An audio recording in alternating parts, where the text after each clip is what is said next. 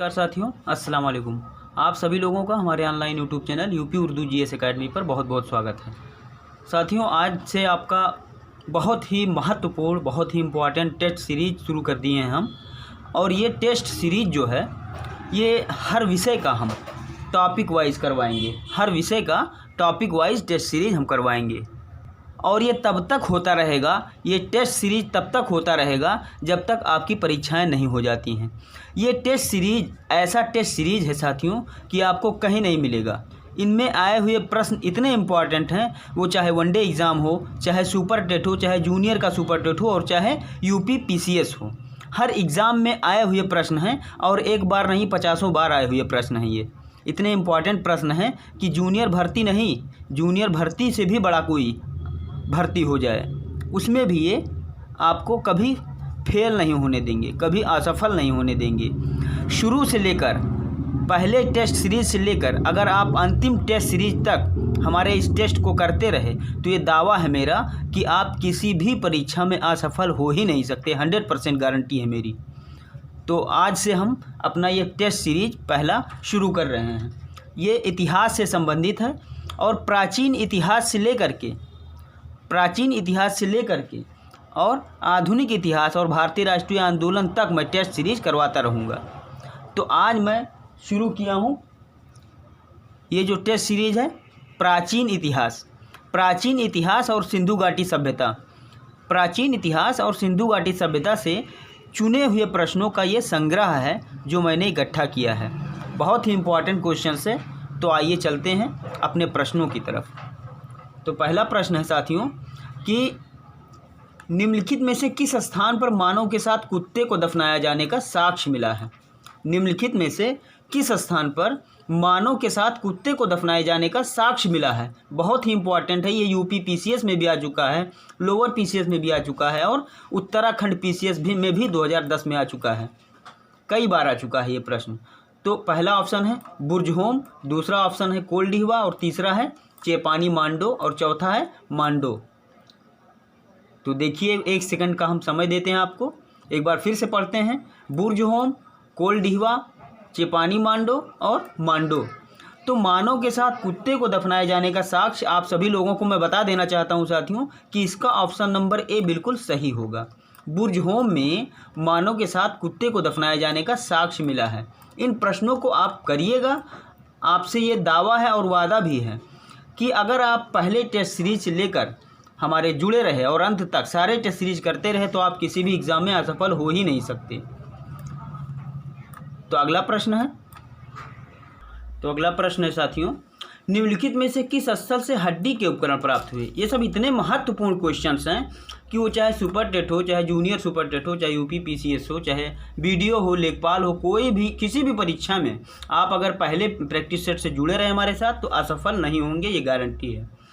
तो अगला प्रश्न है कि निम्नलिखित में से किस स्थल से हड्डी के उपकरण प्राप्त हुए। ये यूपी पीसीएस में 2010 में पूछा गया है, उसके बाद भी पूछा गया, उसके पहले भी कई बार पूछा गया है, अन्य वनडे परीक्षाओं में भी पूछा गया है। तो किस स्थल से हड्डी के उपकरण प्राप्त हुए हैं। पहला ऑप्शन है चौपानी मांडो से, दूसरा है काकोरिया से, तीसरा है महदहा से, चौथा है सराय नाहर राय से। तो ऑप्शन देख लीजिए एक बार, उसके बाद हम आपको आंसर बताते हैं। तो इस प्रश्न का आंसर ऑप्शन नंबर डी बिल्कुल सही है। सराय नाहर राय से हड्डी के उपकरण प्राप्त हुए हैं साथियों। तो अगले प्रश्न पे चलते हैं।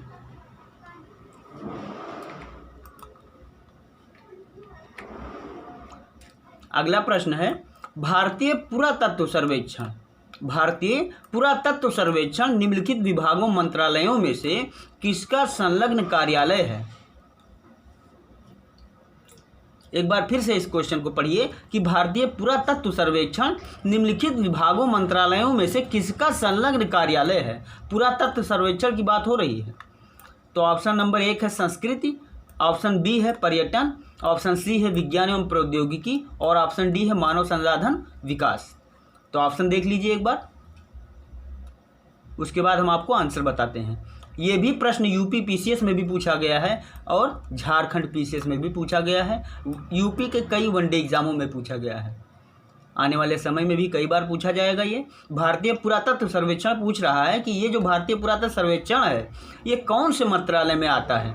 तो संस्कृति या पर्यटन या विज्ञान प्रौद्योगिकी या मानव संसाधन विकास मंत्रालय। तो तीसरे क्वेश्चन का आंसर मैं आपको बता देना चाहता हूँ साथियों, ये संस्कृति मंत्रालय में आता है। भारतीय पुरातत्व सर्वेक्षण संस्कृति मंत्रालय में आता है। तो इस हिसाब से आपका ऑप्शन नंबर ए बिल्कुल सही हो जाएगा। तो अगले प्रश्न पे चलते हैं। तो अगला प्रश्न है साथियों कि भारत में किस शैलाश्रय से सर्वाधिक चित्र प्राप्त हुए हैं। बहुत ही इंपॉर्टेंट प्रश्न, यूपी पीसीएस में भी पूछा गया है, लेखपाल में भी पूछा गया और वीडियो में भी पूछा गया है। ये कई परीक्षाओं में पूछा गया है कि भारत में किस शैलाश्रय से सर्वाधिक चित्र प्राप्त हुए हैं। पहला ऑप्शन है घगरिया, दूसरा है भीमबेटका, तीसरा है लेखैया और चौथा है आदमगढ़। तो एक बार चारों ऑप्शन को देख लीजिए साथियों, फिर मैं इसका आंसर बताता हूँ। प्रश्न एक बार फिर से पढ़ते हैं कि भारत में किस शैलाश्रय से सर्वाधिक चित्र प्राप्त हुए हैं। तो इस प्रश्न का जो भी ऑप्शन है, चारों ऑप्शन को देखने के बाद इसका आंसर आपको मैं बता देना चाहता हूं कि इसका आंसर भीमबेटका है।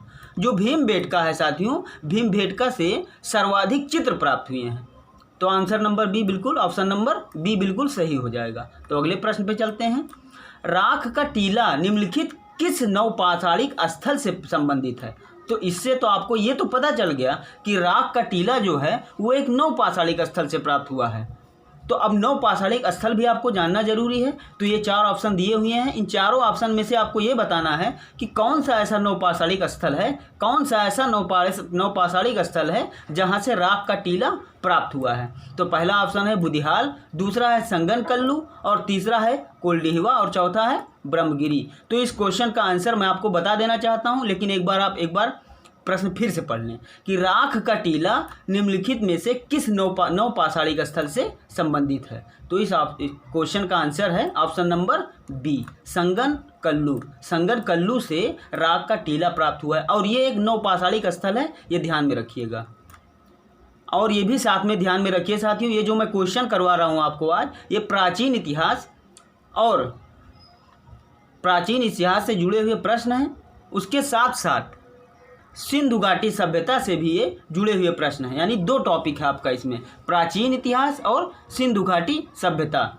तो अगला प्रश्न है, नवादा टोली का उत्खनन किसने किया था। अगर आपने पढ़ा होगा तो इसका आंसर जरूर जानते होंगे, ये इंपॉर्टेंट क्वेश्चन है।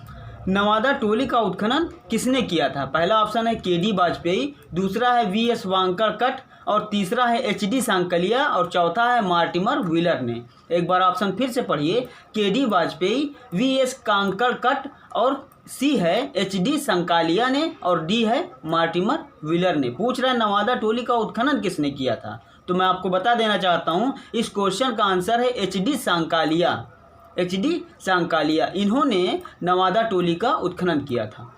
इसी के साथ इस 6वें नंबर क्वेश्चन का आंसर ऑप्शन नंबर सी बिल्कुल सही हो जाएगा। तो अगले प्रश्न पे चलते हैं। तो अगले प्रश्न में कह रहा है साथियों कि एक पुरा स्थल है, तो वो कौन सा पुरा स्थल है जहाँ पर पाषाण संस्कृति से लेकर हड़प्पा सभ्यता तक के सांस्कृतिक अवशेष प्राप्त हुए हैं।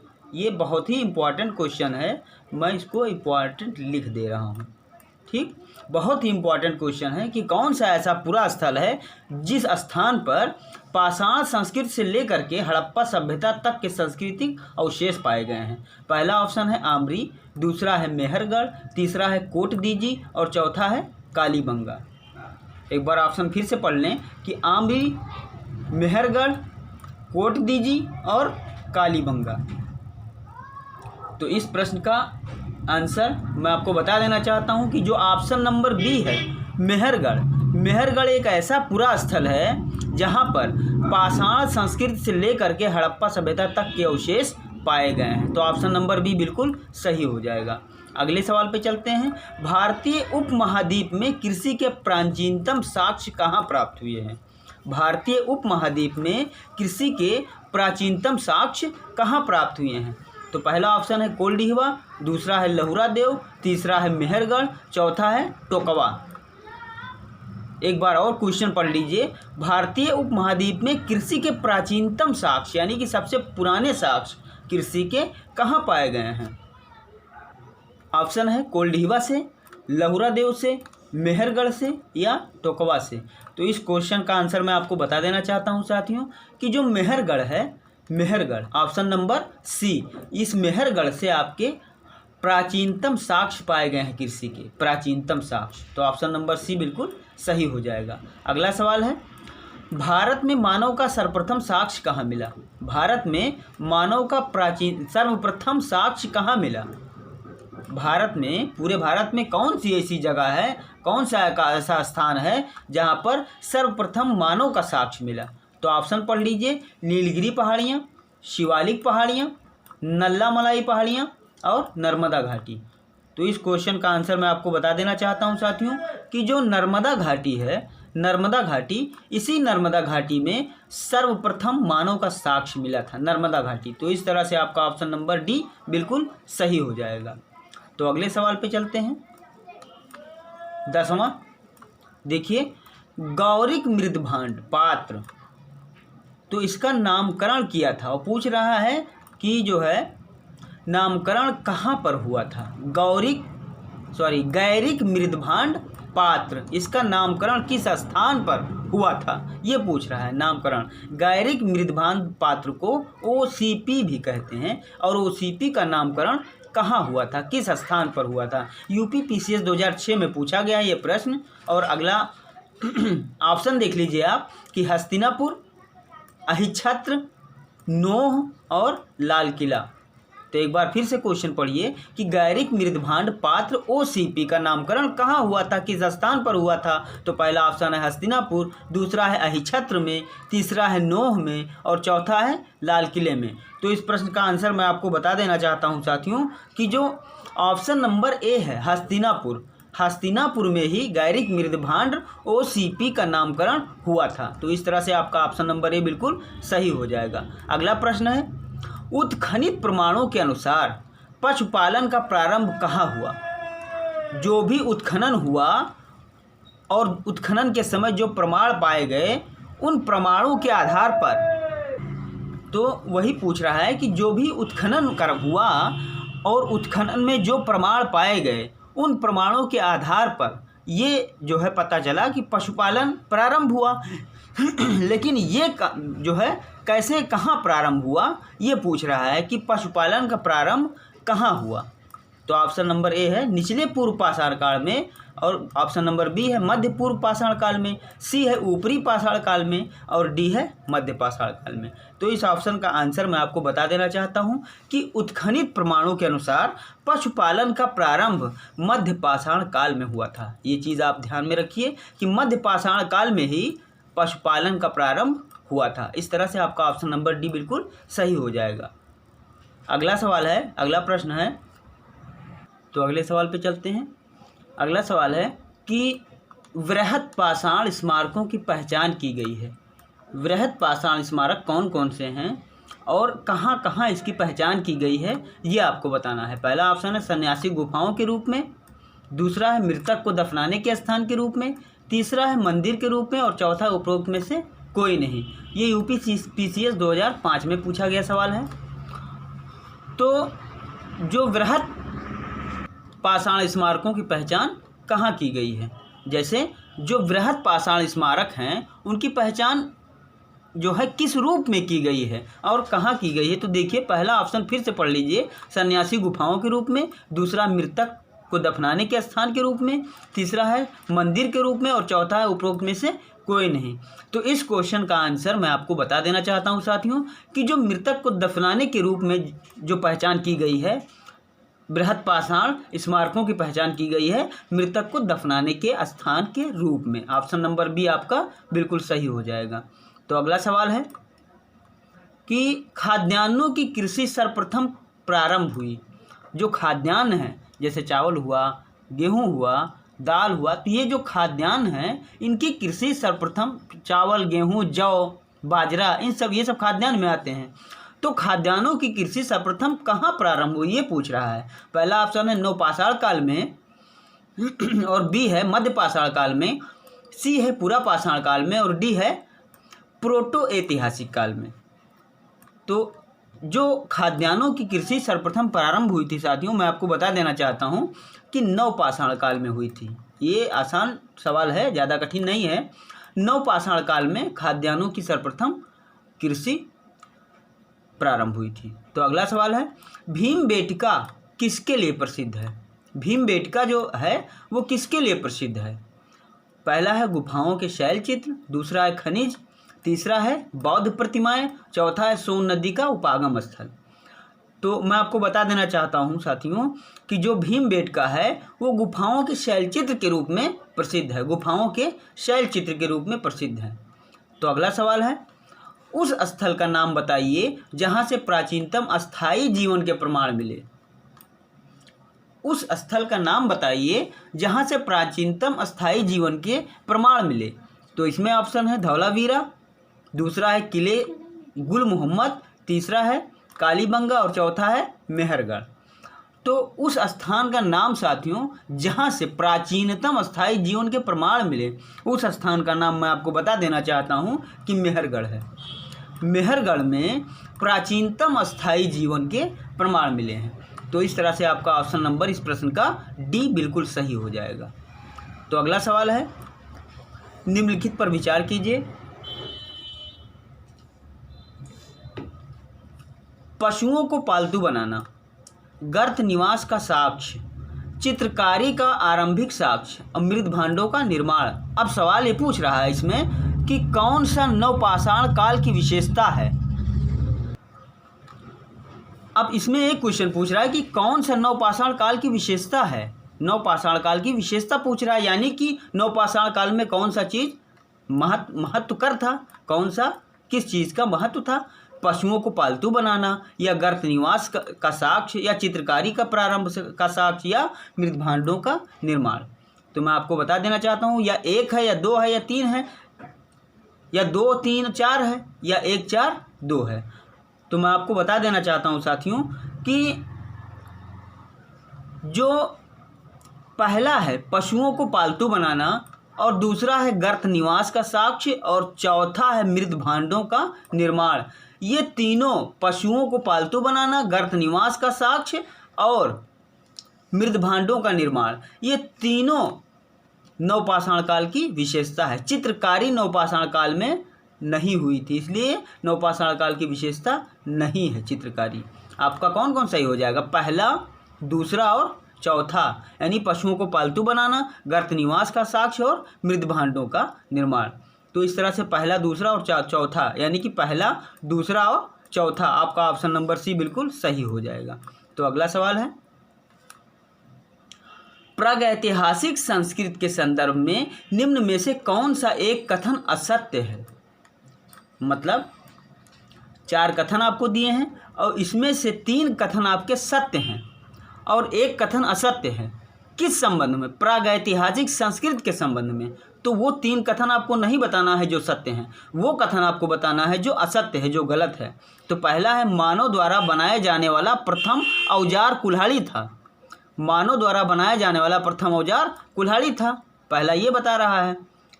और दूसरा है कि पुरापाषाण काल के समय मनुष्य संभवतः निग्रेटो जाति के थे। दोनों कथन आपका सत्य है। मानव द्वारा बनाए जाने वाला प्रथम औजार कुल्हाड़ी ही था और पुरापाषाण काल में मनुष्य कैसा था? निग्रेटो जाति के थे।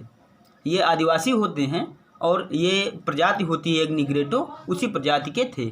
तीसरा है, चित्रित मृद भांडों का प्रयोग सर्वप्रथम ताम्रपाषाणिक लोगों ने किया, ये भी बिल्कुल सही है।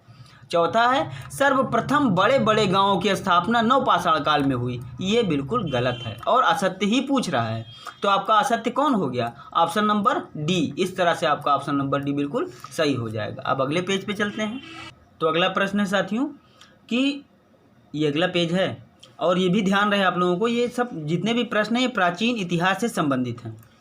तो बोधिसत्व पद्मपाणि का चित्र, बोधिसत्व पद्मपाणि का चित्र सर्वाधिक प्रसिद्ध और प्रायः चित्रित चित्रकारी है जो कहाँ पर है? पूछा जा रहा है कहाँ पर है। पहला अजंता में, दूसरा बादामी में, तीसरा बाघ में और चौथा एलोरा में। ऐसे क्वेश्चंस हैं साथियों जो IAS एग्ज़ाम तक आए हैं, IAS एग्ज़ाम तक ये सब प्रश्न आए हैं। देखिए, जो बोधिसत्व पद्मपाणि का चित्र है, जो प्रसिद्ध है और प्रायः चित्रित चित्रकारी है, वो कहाँ पाए गए हैं? तो पहला अजंता में, दूसरा बादामी में, तीसरा बाघ में और चौथा एलोरा में। तो इस प्रश्न का ऑप्शन नंबर साथियों मैं आपको बता देना चाहता हूँ कि अजंता में। बोधिसत्व पद्मपाणि का जो चित्र है सर्वाधिक प्रसिद्ध हैं और प्रायः चित्रित चित्रकारी होती है, ये अजंता में पाए गए हैं। तो इस तरह से आपका ऑप्शन नंबर ए बिल्कुल सही हो जाएगा। अगला सवाल है, प्रश्न है, विंध्य क्षेत्र के किस शिलाश्रय से सर्वाधिक मानव कंकाल मिले हैं? विंध्य क्षेत्र से किस शिलाश्रय से सर्वाधिक मानव कंकाल मिले हैं? इस प्रश्न को हम पहले भी कर चुके हैं और फिर ये दोबारा रिपीटेड क्वेश्चन है कि विंध्य क्षेत्र के किस, विंध्य क्षेत्र कह रहा है, आपने भूगोल में पढ़ा था विंध्य श्रेणी, वही होता है विंध्य क्षेत्र। तो विंध्य क्षेत्र के किस शिलाश्रय से सर्वाधिक मानव कंकाल पाए गए हैं? तो मैं आपको बता देना चाहता हूँ, पहले ऑप्शन पढ़ लें। मोरहना पहाड़, बी है घगरिया, सी है बगईखोर और डी है लेखैया। तो आप सभी लोगों को मैं बता देना चाहता हूँ, जो लेखैया है वहीं से सर्वाधिक मानव कंकाल पाए गए हैं, लेखैया से। ऑप्शन नंबर डी बिल्कुल सही हो जाएगा। पहला सवाल। अगला सवाल है, एक ही कब्र से 3 मानव कंकाल निकाले गए हैं, कहाँ से निकाले गए हैं? बहुत ही वेरी इंपॉर्टेंट क्वेश्चन है, मोस्ट इम्पॉर्टेंट क्वेश्चन है ये, कि एक ही कब्र से 3 मानव कंकाल निकाले गए हैं, कहाँ से? सराय नाहरराय से, कि दमदमा से, कि मदहदा से, कि लंघनाज से। तो मैं आप सभी लोगों को बता देना चाहता हूँ कि जो दमदमा है, दमदमा से ही मानव कंकाल निकाले गए हैं और एक ही कब्र से 3 मानव कंकाल निकाले गए हैं दमदमा से। ये क्वेश्चन आएगा तो आप बिल्कुल दमदमा आंसर दीजिएगा। तो ऑप्शन नंबर बी आपका बिल्कुल सही हो जाएगा। अगला सवाल है, हड्डी से निर्मित आभूषण भारत में मध्य पाषाण काल के संदर्भ में कहाँ से प्राप्त हुए? अब मध्य पाषाण काल का स्थान सोच लीजिए कहाँ है। पहला ऑप्शन है सराय नाहरराय, दूसरा है मदहदा से, तीसरा है लेखैया से और चौथा है चौपानी मांडो से। तो ऑप्शन एक बार फिर से देख लीजिए, सराय नाहरराय से, मदहदा से, लेखैया से और चौपानी मांडो से। तो पूछ रहा है हड्डी से निर्मित आभूषण कौन से स्थान से पाए गए और वो स्थान मध्य पाषाण काल का स्थान है। तो ऑप्शन नंबर मैं आपको बता देना चाहता हूँ कि जो मदहदा ये नीचे चला आया, हाँ, जो मदहदा है ऑप्शन नंबर बी मदहदा से ही हड्डी से निर्मित आभूषण पाए गए थे। भारत में हड्डी से निर्मित आभूषण मदहदा से पाए गए थे और जो एक मध्य पाषाणिक स्थल है, ये मदहदा मध्य पाषाणिक स्थल है और यहीं से हड्डी से निर्मित आभूषण पाए गए थे। अगला प्रश्न है, भीमबेटका कहाँ स्थित है? भीमबेटका कहाँ स्थित है? अभी ऊपर एक प्रश्न हम कर चुके हैं भीमबेटका से संबंधित, ये दूसरा क्वेश्चन है कि भीमबेटका कहाँ स्थित है। तो मैं आपको बता देना चाहता हूँ कि जो भीमबेटका है, पहले ऑप्शन देख लीजिए, भोपाल में स्थित है या पंचमढ़ी में या सिंगरौली में या अब्दुल्लागंज रायसेन में। तो मैं आपको बता देना चाहता हूँ कि जो भीमबेटका है वो अब्दुल्लागंज रायसेन में स्थित है। ये MPPCS 2013 में पूछा गया सवाल है, इम्पॉर्टेंट सवाल है। अब्दुल्लागंज रायसेन में है भीमबेटका। तो अगले सवाल पे चलते हैं कि भीमबेटका किसके लिए प्रसिद्ध है? ये रिपीटेड सवाल है, अभी हम कर चुके हैं इसको, कि गुफाओं के शैलचित्र से संबंधित है भीमबेटका। तो ऑप्शन नंबर ए बिल्कुल सही हो जाएगा और ये 5वें का ऑप्शन नंबर डी सही होगा और 6वें का ऑप्शन नंबर ए। अगला सवाल है साथियों कि निम्नलिखित में से किस स्थान पर मानव के साथ कुत्ते को दफनाए जाने का साक्ष्य मिला? इसको हम अभी कर चुके हैं, ये रिपीटेड क्वेश्चन है, रिपीटेड क्वेश्चन कई बार पूछा गया है और याद रहिए प्राचीन इतिहास के सारे क्वेश्चंस हैं। इसके बाद हम शुरू करेंगे सिंधु घाटी सभ्यता से रिलेटेड क्वेश्चंस। तो निम्नलिखित में से कौन सा ऐसा स्थान है जहां पर कुत्ते के साथ मानव को दफनाए जाने का साक्ष्य मिला है? तो मैं आपको बता देना चाहता हूं कि अभी आपको मैंने ये क्वेश्चन करवाया था कि जो बुर्जहोम है वहां पर मानव के साथ कुत्ते को दफनाए जाने का साक्ष्य मिला है बुर्जहोम से। बाकी कोलडीहवा गलत है, चौपानी मांडो गलत है, मांडो गलत है। ये जो बुर्जहोम है यहाँ से मानव के साथ कुत्ते को दफनाए जाने का साक्ष्य मिला है। तो अगला सवाल है कि भारत में मानव का सर्वप्रथम साक्ष्य कहाँ मिला। इसको हम अभी कर चुके हैं। भारत में मानव का सर्वप्रथम साक्ष्य कहाँ मिला, ये नीलगिरी गलत है, शिवालिक पहाड़ी गलत है, अभी हम इसको कर चुके हैं, रिपीटेड क्वेश्चन है। नल्ला मलाई गलत है, नर्मदा घाटी बिल्कुल सही, ऑप्शन नंबर डी बिल्कुल सही है। अगले सवाल पे चलते हैं साथियों कि भारतीय पुरातत्व सर्वेक्षण, ये सवाल हम अभी कर चुके हैं, रिपीटेड क्वेश्चन है। ये कौन सा मंत्रालय है, ये सांस्कृतिक मंत्रालय, इसको हम कर चुके हैं, रिपीटेड क्वेश्चन है। फिर निम्नलिखित में से किसको चालकोलिथिक युग भी कहा जाता है, ये महत्वपूर्ण क्वेश्चन है, कई बार आया है, वनडे एग्जाम में भी पूछा गया है कि चालकोलिथिक युग कौन सा है। चालकोलिथिक युग, ऑप्शन देख लीजिए, पूरा पाषाण युग, नवपाषाण युग, ताम्रपाषाण युग और लौह युग। तो जो चालकोलिथिक युग है साथियों, ये कौन से युग को कहा जाता है चालकोलिथिक युग, तो मैं आपको बता देना चाहता हूँ कि जो ताम्रपाषाण युग है इसी को चालकोलिथिक युग कहा जाता है। ध्यान से समझिए और ध्यान में रखिएगा, हमेशा किसी भी पेपर में ये क्वेश्चन आ सकता है और गलत ना हो। ताम्रपाषाण युग को ही चालकोलिथिक युग कहते हैं। तो अगला सवाल है, संस्कृत व्याकरण अष्टाध्यायी का रचयिता निम्न में से कौन है। तो ये तो बहुत ही आसान क्वेश्चन है। अष्टाध्यायी CAPF एग्जाम में 2013 में आ चुका है कि जो अष्टाध्यायी है इसके रचयिता कौन है पूछा जा रहा है। पतंजलि हैं कि पाणिनि हैं कि कालिदास हैं कि बाणभट्ट हैं अष्टाध्यायी। तो मैं आपको बता देना चाहता हूं कि जो अष्टाध्यायी है ये पाणिनि ने लिखा था, इसलिए ऑप्शन नंबर बी आपका बिल्कुल सही हो जाएगा। अगले सवाल पे चलते हैं। बुद्ध की जीवनी की रचना बौद्ध साहित्य में विशेष स्थान रखती है। बुद्ध की जीवनी की रचना बौद्ध साहित्य में विशेष स्थान रखती है और ये पूछ रहा है कि निम्न में से कौन सी एक बुद्ध की पूर्ण जीवनी है। कौन सी बुद्ध की एक पूर्ण जीवनी है। तो पहला ऑप्शन है ललित विस्तर, दूसरा है मिलिंद पान्हो, तीसरा है सरिपुत्र प्रकरण, चौथा है अवदान शतक। तो ये जो क्वेश्चन है आसान क्वेश्चन है, मैं आपको बता देना चाहता हूँ कि जो ललित विस्तर है यही बुद्ध की पूर्ण जीवनी है। ललित विस्तर आप भूलिएगा नहीं, किसी भी पेपर में आएगा तो आंसर बिल्कुल सही दीजिएगा। ललित विस्तर ही बुद्ध की पूर्ण जीवनी है। तो अगले सवाल पे चलते हैं साथियों। तो अगला प्रश्न है कि निम्नलिखित प्रश्नों में से दो कथन हैं, कथन 1 और कथन 2, इन दोनों कथनों का सावधानी पूर्वक परीक्षण कीजिए और नीचे दिए गए कूट से सही उत्तर को चुनिए। तो कथन को पढ़ लिया जाए पहले। पहला कथन है कि प्राचीन समाजों के अभिजात्य यानी विशिष्ट वर्ग के परिवारों के बारे में इतिहासवेत्ता अधिकतर अभिलेखों से सूचनाएं प्राप्त करते थे। इतिहासवेत्ता, ये इतिहासवेत्ता होना चाहिए। इतिहासवेत्ता जो इतिहास के जानकार हैं वो प्राचीन समाजों के विशिष्ट वर्ग के परिवारों को अधिकतर अभिलेखों से सूचनाएं प्राप्त करते थे। पहला तो मुझे सही लग रहा है। दूसरा पढ़ते हैं। सातवाहन अभिलेख प्रायः एक प्राकृत पद पुत्र से पूर्ण या समाप्त होते हैं, जिसका अर्थ है बेटा। तो दूसरा भी मुझे दूसरा तो कुछ गलत लगता है मुझे कि सातवाहन अभिलेख प्रायः एक, फिर से पढ़ लेते हैं इसको। सातवाहन अभिलेख प्रायः एक प्राकृत पद पुत्र से पूर्ण या समाप्त होते थे, जिसका अर्थ है बेटा। ये गलत ऑप्शन है, ये गलत कथन है। पहला कथन बिल्कुल सही है और दूसरा गलत है। ऑप्शन देखते हैं अब। तो ऑप्शन देख लेते हैं। दोनों कथन अलग अलग सही हैं और कथन 2 कथन 1 का स्पष्टीकरण है, ये गलत है। दोनों कथन सही नहीं है, एक सही है 2 गलत है, यानी कि एक सही है, एक पहला कथन सही है और दूसरा कथन गलत है। ऑप्शन नंबर सी आपका बिल्कुल सही हो जाएगा।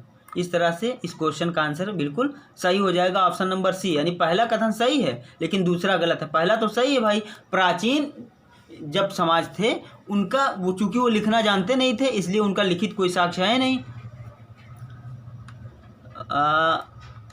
अभिलेखों में जो मिले हैं, अभिलेखों में जो भी सूचनाएं मिलती हैं या प्राप्त हुई हैं इतिहासकारों को, उन्हीं के आधार पर वो प्राचीन समाजों के अभिजात यानी विशिष्ट वर्ग की परिस्थिति या परिवार के बारे में इतिहासवेत्ता जो थे अधिकतर अभिलेखों से सूचनाएं प्राप्त करते थे।